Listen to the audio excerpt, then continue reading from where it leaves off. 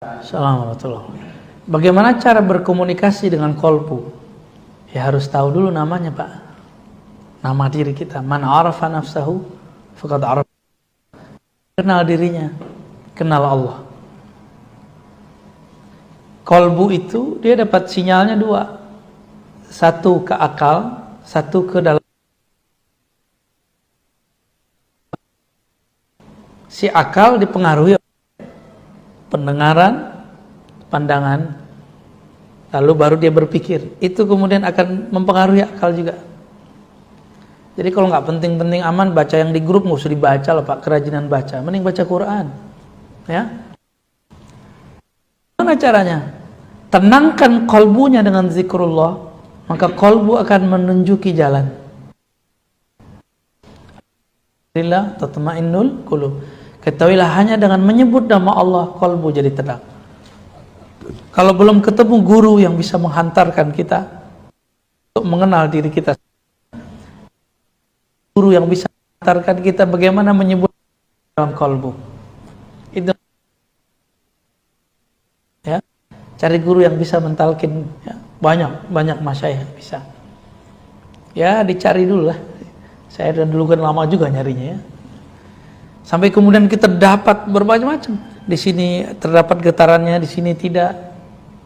Setelah kolbu itu terbiasa zikrullah, akhir dia tenang. Kalau kita tenang, baru kita bisa mendengarkan dia lagi berisyarat apa. Pernah ngeliat ada orang marah? Pernah? Jangan-jangan kita marah tiap hari ya. Kalau kita lagi marah, orang apa ngomong apa kita dengar nggak? Nggak hiraukan. Atau kita lagi cemas nih, klusak klusuk, bisa nggak kemudian mendengarkan ide dari orang lain? Nggak bisa. Harus tenang dulu.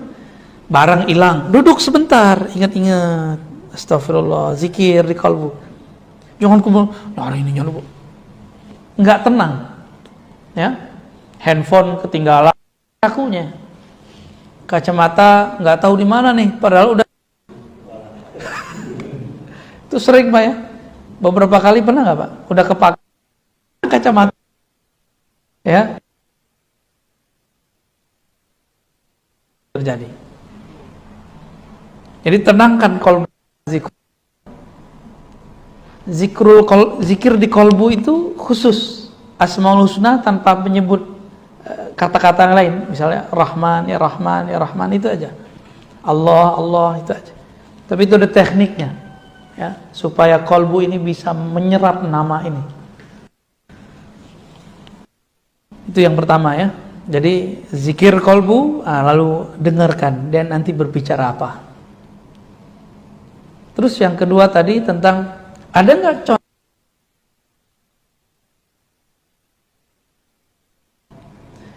Yang pertama saya kasih tahu di masa Rasul Shallallahu Alaihi Wasallam, Nabi itu politiknya ada dua pola. Satu pola Makki, pola Madani. Di pola Makki, Makkah, beliau ngalah. Bahkan di pola Madinah, beliau maju, mundur. Bahkan di tahun ke-6 masih ngalah ketika perang Hudaybiyah. Bukan perang, perjanjian Hudaybiyah. Perjanjian itu kan dibuat ketika Nabi hendak mau masuk kota Makkah, dihalangi. Berarti beliau mundur juga sejenak. Jadi kebijakan politik Nabi itu sering ngalah untuk menang. Sering ngalah untuk menang.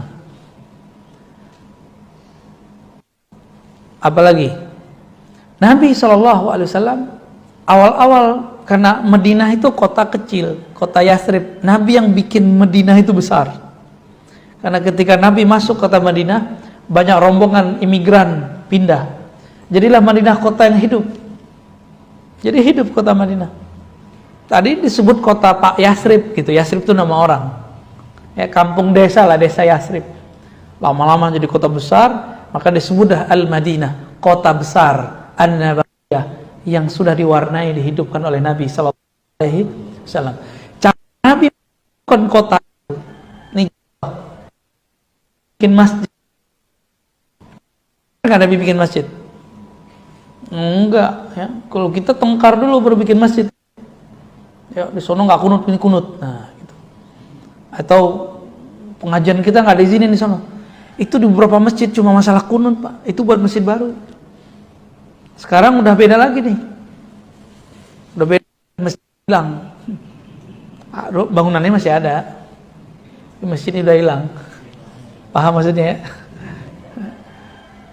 Nabi itu ketika jalan masuk kota Madinah, itu tangannya dipegang, dicium tangan semua orang yang lewat, ya. Tangan Nabi dipegang, ya. Selama mereka masih bisa megang tangan Nabi. Tapi Nabi berombongan, ya. Terus kata semua kaum, semua suku, wahai Rasulullah, bangunlah masjid, bangunlah rumah di komplek kami, di klan kami, di suku kami. Di sini banyak tanah kosong. Nabi mengatakan, da'hu, biarkan ontaku, fa innaha ma'murah, dia sedang diperintah oleh Allah. Terus sampailah di depan rumah Abu Ayyub Al-Ansari. Nabi kemudian kaget, si onta ternyata berhenti di sana lalu duduk di sana. Ia buruk, duduk. Maka kemudian Nabi mengatakan kepada keluarga Abu Ayyub, wahai keluarga Abu Ayyub Al-Ansari, saminuni ha'itukum, berapa harga tanah kalian? Tahu nggak Bapak, tanahnya tanah apa? Tanah kuburan. Itu tanah kuburan yang dijadiin masjid. Kuburan orang-orang musyrik di situ. Jadi Nabi cari tanah yang udah nggak bakal dijual orang, yang orang udah nggak perhatiin, dan tidak ada yang berbangga dengan tanah itu. Abu Ayyub tinggal di depan itu, di depan tanah kuburan. Orang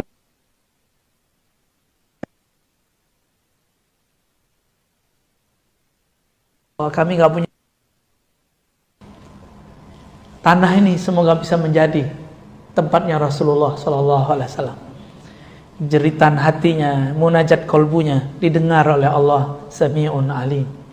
Ya. Pendirian politiknya, keputusan hal terkecil. Kita kan nggak dapat wahyu, Pak. Ada yang dapat wahyu, kecuali anaknya namanya Wahyu. Nabi kasih kisi-kisi. Kalau engkau keinginan,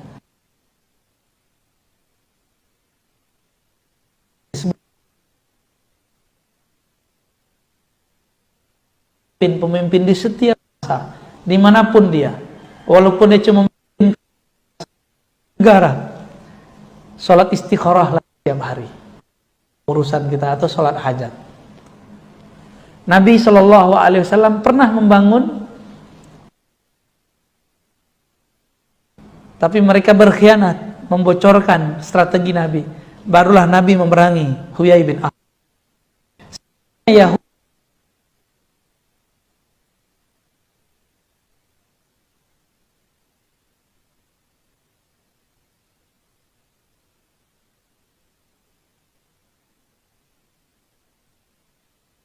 Ulama belakangan, ulama pengikut dia.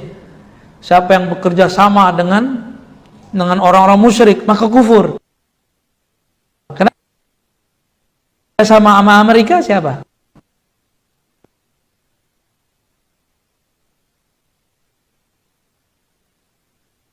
Sama yang bukan Israel siapa? Berani ulama Saudi ngeluarin fatwa, masuk penjara dia.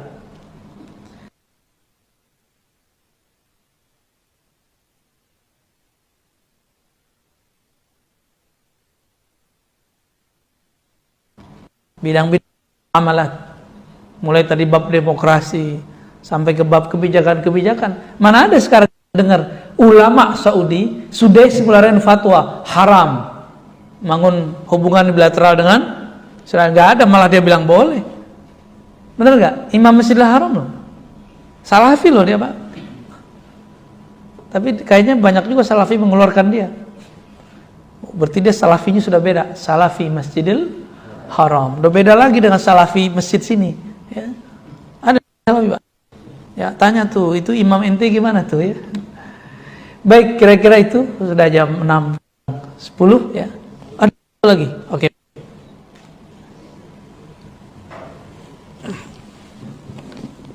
Terima kasih.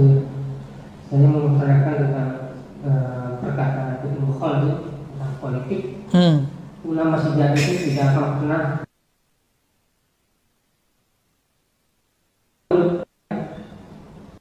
sudah masuk politik, ketika dia sudah masuk politik, menaruh status ulamanya demi penguasa. Oke, baik, baik.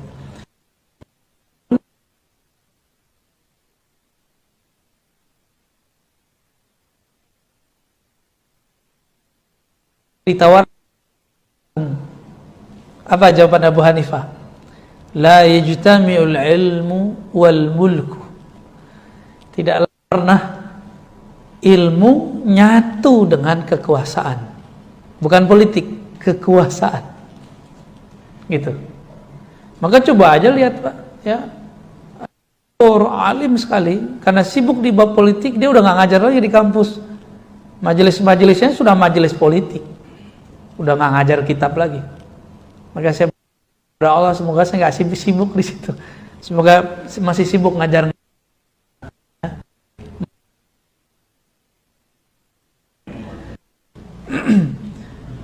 Perkataan Ibnu Khaldun ini bukanlah kemudian keharaman, karena ini kan cuma nukil menjelaskan kalam Imam Abu. Nabi itu berpolitik, cuma dominan kekuasaan. Kalau kita kan beda, dominan kekuasaan daripada keagamaan. Jika ada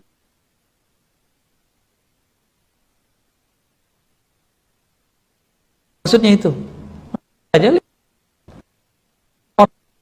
ulama, di semua partai ada ulama loh jadi caleg, ya. Partai apa aja ada, Pak. PKB, PKS, PBB, apalagi. Ini serba salah sih kalau jadi ulama, nggak berpolitik dikata-katain sama jamaahnya, ya. Islam tidak terpisah dari politik. Giliran berpolitik mereka bilang, Pak Kiai, kenapa ente berpolitik? Pesantren ente gimana nasibnya? Bingung Pak jadi kiai itu, ya. Sama kiai punya mobil nggak punya mobil, punya motor nggak punya motor. Kalau pakai motor apa kata orang, emang susah jadi kiai. Giliran pakai mobil bagusan dikit, kata jemaah, kiai sekarang susah yang zuhud. Serba salah. Kiai jomblo susah, Pak. Kiai kawin susah juga. Ya. Kita doakan saja ulama-ulama kita yang terjun ke dunia politik, mereka tetap mengajari umat, membimbing umat lewat langkah alamin untuk memimpin di negeri ini dan semua negeri-negeri umat Islam dan semua ulama-ulama di negeri ini dan di negara-negara muslim dan umat Islam semuanya.